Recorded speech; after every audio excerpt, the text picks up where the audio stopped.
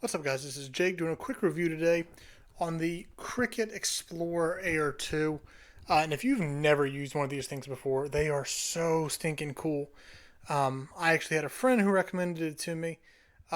They kind of showed me how it worked, and I wanted to check it out. So I picked one up, and I have loved this thing.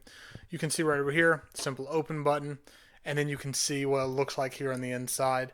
I mean, you can use this cutting machine for crafts, for customized cards, for home decor, I mean, so many different things that this can be used for. You can see over here you have your simple power button, your paper, your vinyl, iron-on, light cardstock, bonded fabric, poster board. Just crazy what all you can do with this.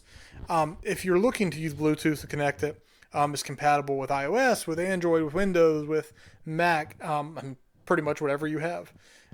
So if you were already thinking about it, getting it, go ahead and pick it up. You're going to be very happy. Myself, my friend, like anyone I've talked to about this, has really, really liked it.